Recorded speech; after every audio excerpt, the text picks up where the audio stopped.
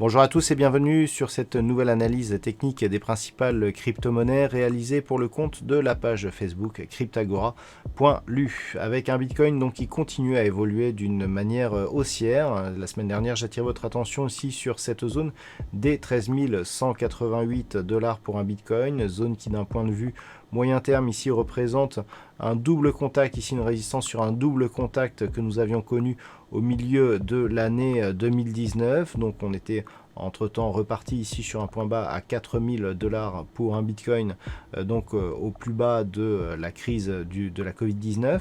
Et puis on continue ici à remonter en cassant ici les résistances les unes après les autres.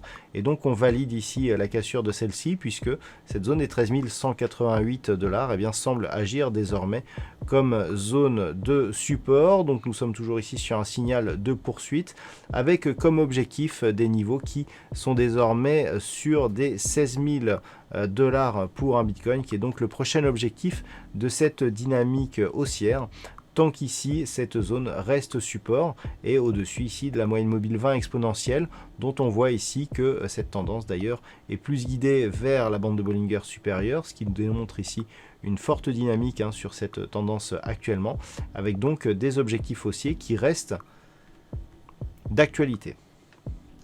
Et puis enfin on termine avec l'Ethereum qui, malgré la rupture ici de ce support oblique qui définissait la première partie ici de la dynamique haussière, ne s'est jamais retourné. On peut le constater ici sur ce graphe. On a évolué ici dans un range entre 215 et 250 $ pour un Ethereum avant de remonter ici d'un étage et d'évoluer dans un second range redéfini ici entre 315 et 445 $ pour un Ethereum. Donc on s'est bien écarté ici de cette zone de support qui avait été validée comme résistance, mais pas de changement de tendance. Donc on est actuellement ici dans ce range avec une petite dynamique haussière ici d'un point de vue court terme, puisque l'on peut constater ici des contacts avec la bande de Bollinger supérieure, des supports ici sur la moyenne mobile 20 exponentielle, avec un objectif donc de retour sur cette zone de point haut. Donc neutralisation ici court terme sur l'Ethereum tant que les cours ici restent entre 315 et 445, avec un léger biais haussier d'un point de vue plus court terme.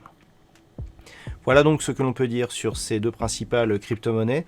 Passez un bon week-end, on se retrouve dès la semaine prochaine pour d'autres analyses techniques, toujours sur la page Facebook cryptagora.lu.